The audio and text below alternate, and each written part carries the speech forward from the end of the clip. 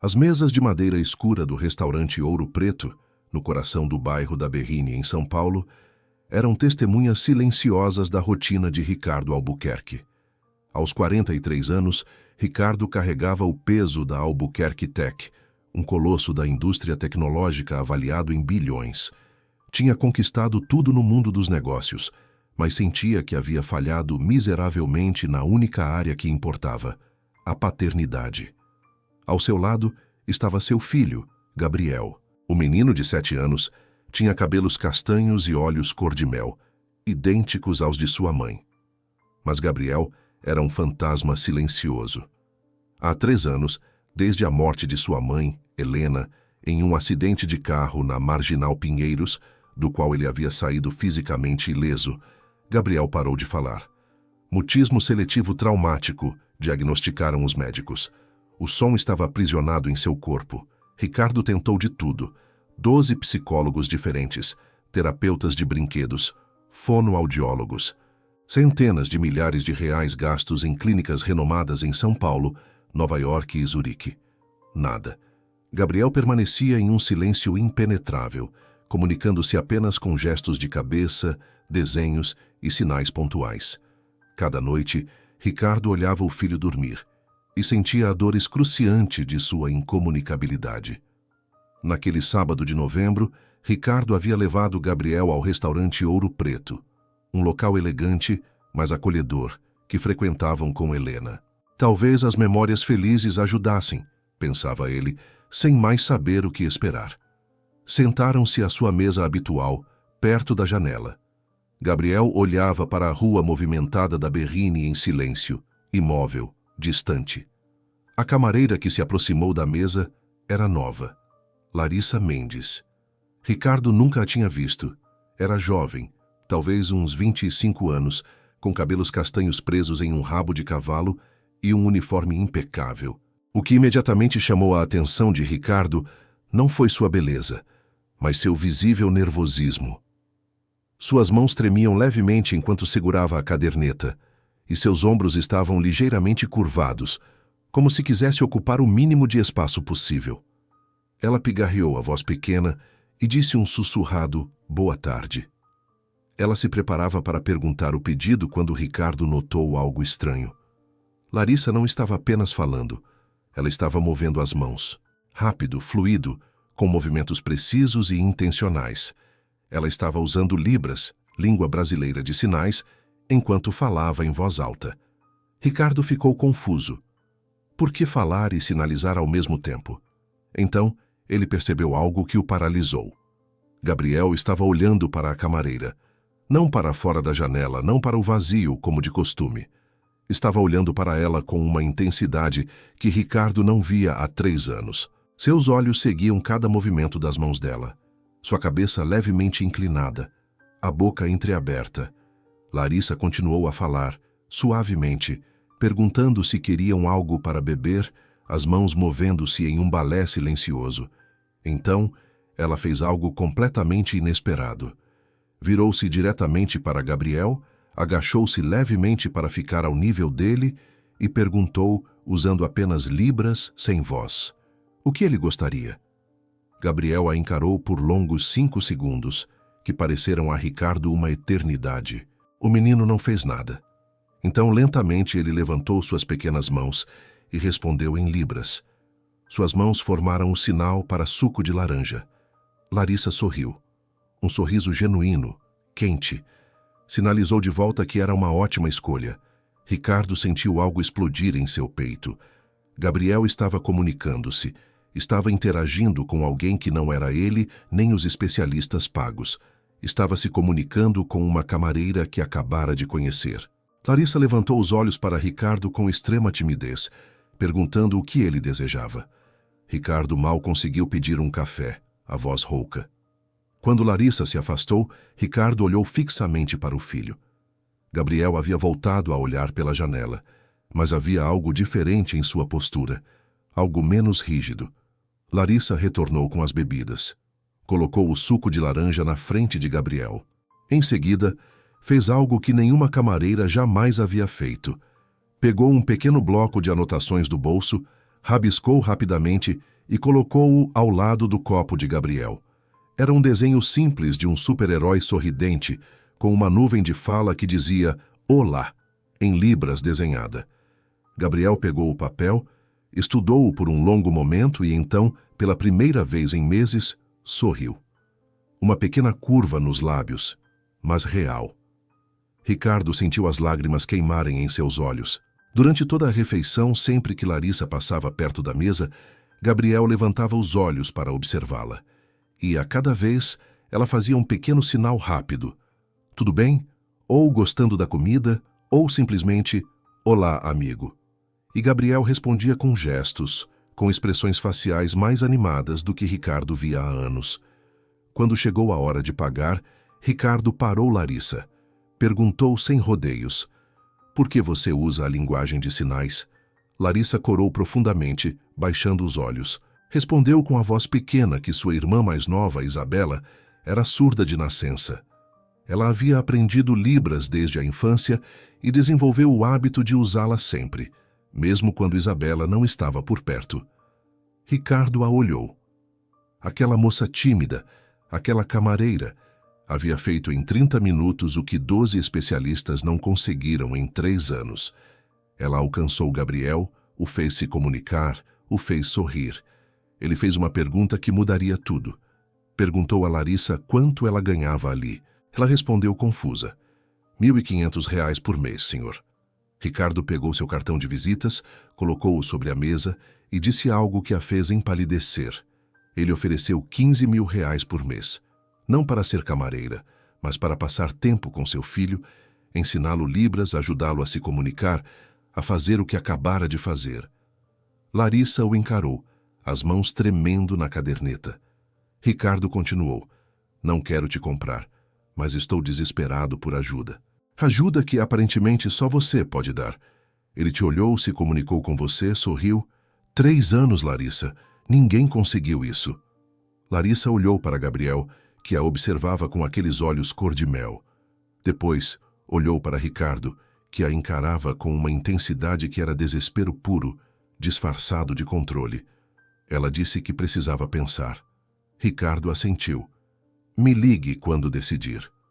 Eles estavam prestes a sair quando aconteceu algo que paralisou Ricardo. Gabriel parou. Virou-se para Larissa, que os observava à distância, levantou a mão e sinalizou algo. "Obrigada." Em seguida, com uma voz tão pequena e enferrujada que parecia quase irreal, após 3 anos de silêncio, ele sussurrou uma única palavra: "Adeus."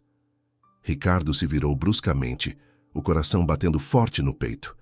Seu filho havia falado. A palavra ressoava no ar como um milagre. Gabriel agarrou a mão do pai, voltando ao seu silêncio. Mas aquela palavra era a prova de que o impossível acabara de acontecer.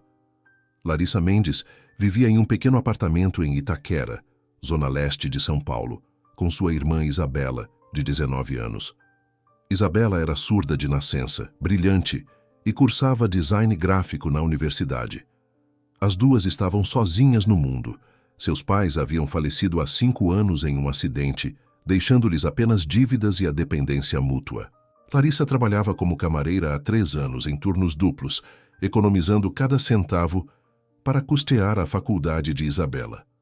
O salário mínimo era quase nada na capital e viviam no limite constante, mas tinham uma à outra, e isso bastava. Naquela noite, Larissa voltou para casa tremendo. Isabela a viu imediatamente e perguntou em Libras o que havia acontecido. Larissa contou tudo: o homem rico, o filho silencioso, a forma como Gabriel reagiu à língua brasileira de sinais, o sorriso, a palavra adeus e a oferta impossível: R$ 15.000 por mês. Isabela sinalizou rapidamente.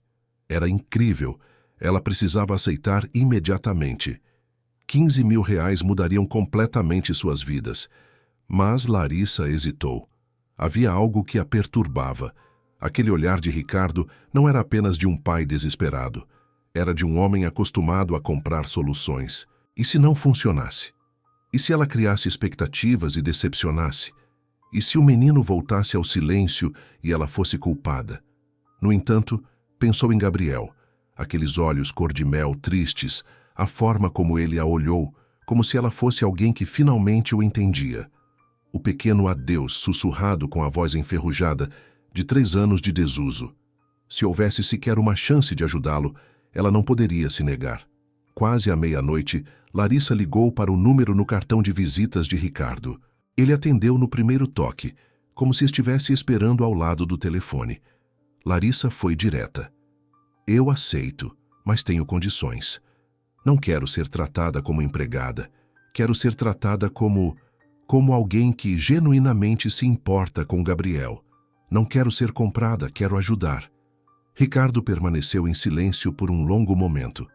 Então, disse algo que a surpreendeu profundamente. Ele pediu desculpas. Desculpou-se por fazê-la sentir que queria comprá-la. Ele estava desesperado, e o desespero o fazia agir como um idiota. Se ela aceitasse, não seria uma empregada, mas sim alguém que ajudaria seu filho por querer, e não pelo pagamento.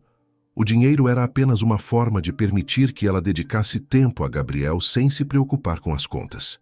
Larissa sentiu um alívio no peito. Disse que poderia começar naquela semana.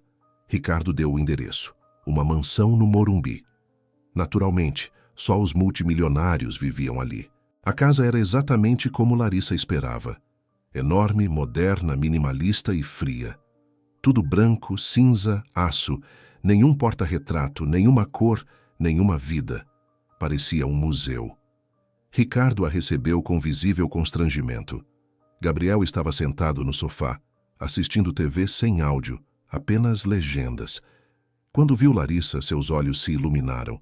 Larissa se aproximou lentamente, sentou-se no chão à frente dele e sinalizou. Bom dia! Gabriel hesitou, mas respondeu em libras. Ricardo observava da porta, como se presenciasse algo sagrado. Larissa passou aquela primeira semana simplesmente estando com Gabriel, sem tentar fazê-lo falar, sem pressionar. Apenas se comunicando em libras, desenhando juntos, brincando com Lego, assistindo desenhos legendados. Lentamente, Gabriel começou a se abrir. Sinalizava mais, sorria com mais frequência. Ele estava presente de uma forma que não estava há 3 anos. Larissa introduziu a voz de forma sutil, sem forçar, apenas modelando. Sinalizava algo e dizia em voz alta. 3 semanas depois, enquanto brincavam com Lego, Larissa sinalizou e disse, Torre. Gabriel olhou para ela por um longo momento, abriu a boca e sussurrou tão baixo que Larissa quase não ouviu. Torre. Ela ficou paralisada. Ele havia falado. A partir daquele dia, ele começou a verbalizar palavras individuais, sussurradas após sinalizar. Água, livro, brincar. Larissa. A primeira vez que Ricardo chorou foi quando ouviu Gabriel dizer, papai. Era tarde da noite. Larissa estava ensinando os sinais para os membros da família. Ela sinalizou e disse, papai. Gabriel olhou para Ricardo, que estava na porta da cozinha, levantou a mão, sinalizou a palavra e, em seguida, disse-a. Voz pequena, enferrujada, hesitante, mas a disse, papai. Ricardo atravessou a sala cambaleando. Ajoelhou-se à frente de Gabriel, as lágrimas caindo livremente. Disse-lhe que o amava, que estava orgulhoso, que ele era o menino mais corajoso do mundo. Gabriel o abraçou. Larissa se virou, dando-lhes privacidade, suas próprias lágrimas caindo. Aquele sussurro de uma sílaba era a prova de que a vida estava voltando àquela casa. Capítulo 3. Um sentimento sem palavras. Os meses se passaram. Gabriel continuou a melhorar, ganhando voz a cada semana. Primeiro sussurros, depois palavras normais, então frases curtas. Quero água. Gosto desse jogo. Posso pegar um biscoito? Sua voz se tornou mais forte, mais segura. Larissa estava com ele 5 dias por semana. E naqueles dias Gabriel florescia. Ele voltava a ser a criança que ria e inventava histórias. Mas algo mais estava acontecendo. Ricardo e Larissa estavam se tornando algo. Não eram exatamente amigos. Havia a barreira do desequilíbrio de poder do profissional e do cliente, mas a linha estava ficando borrada. Eles começaram a conversar todas as noites, quando Larissa estava prestes a ir embora. Primeiro, falavam apenas de Gabriel e seu progresso. Depois a conversa se expandia para suas vidas. Ricardo contou sobre Helena, a mãe de Gabriel, sobre como se apaixonaram na faculdade, sobre como ele construiu a empresa enquanto ela o apoiava incondicionalmente e como se sentiu perdido quando ela se foi. Larissa contou sobre sua irmã Isabela, a perda dos pais e a necessidade de se tornar adulta aos 20 anos, e como a Libras era a conexão vital que a unia à sua única família restante. Uma noite, Ricardo perguntou timidamente se Larissa gostaria de ficar para o jantar. Ela não precisava, ele apressou-se em dizer, mas Gabriel havia perguntado se ela podia comer com eles. Larissa aceitou. Naquela noite, jantaram os três juntos. Pela primeira vez em 3 anos, a vasta e fria casa no Morumbi pareceu quente. Pareceu um lar. Isso se tornou rotina. Larissa ficava para o jantar várias vezes por semana. Gabriel ria à mesa, contando piadas que Larissa lhe ensinava. Ricardo sorria. Um sorriso de verdade, algo que seus colegas de trabalho na Albuquerque Tech não viam há anos. Certo dia, Gabriel fez uma pergunta que mudou tudo. Ele e Larissa estavam colorindo no chão da sala, enquanto Ricardo trabalhava em seu laptop no sofá. Gabriel levantou os olhos para Larissa e perguntou com voz clara: "Larissa, você pode ficar para sempre?"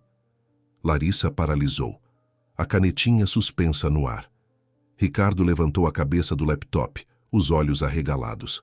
Gabriel continuou com a lógica simples e irrefutável de uma criança de 7 anos. "Eu gosto quando você está aqui. A casa fica feliz. Papai sorri. Então você deve ficar sempre." Larissa não soube o que dizer. Olhou para Ricardo em busca de ajuda. Ricardo a olhou de volta.